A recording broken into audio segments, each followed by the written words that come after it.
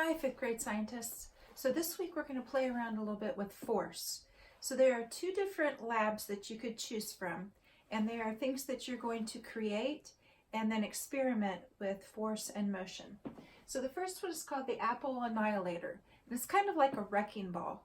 So what you're going to do is you're going to create a wrecking ball, and you're going to be knocking over markers that will be set up on a thing that looks like bowling pins. So you're going to set your markers up on this, and you're going to take your apple, or if you don't have an apple, you could use a tennis ball, and you're going to swing it. You're going to just let it go. You're going to hold it up here and then let it go and try to knock over the pins.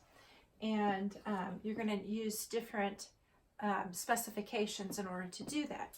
So the things that are suggested for you to use, and you can always substitute things, for the Apple Annihilator is you're going to need either 10 markers or 10 highlighters to put for the pins, and they're going to need to be something sturdy. So I would use something that is a flat surface so that it can stand up without you holding it. So you're going to need 10 of those.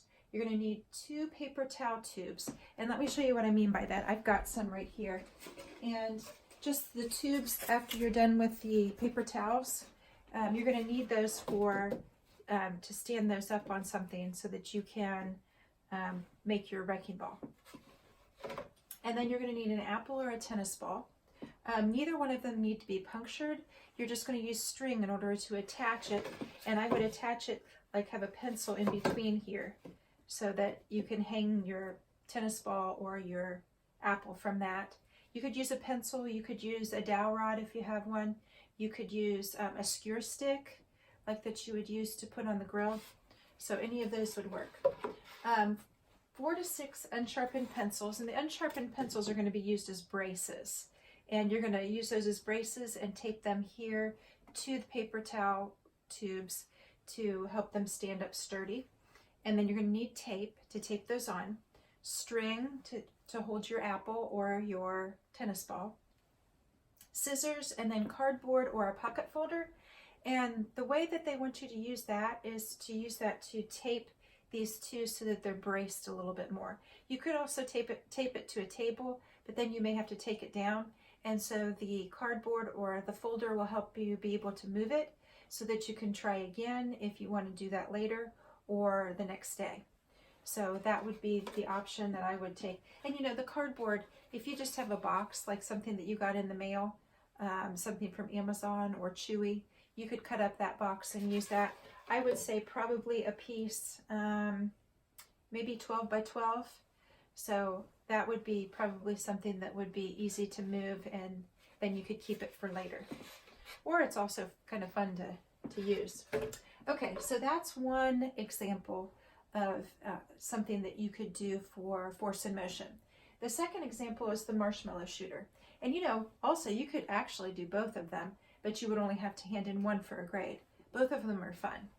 So we've got a marshmallow shooter. So the list of things that you need for the marshmallow shooter is a little smaller.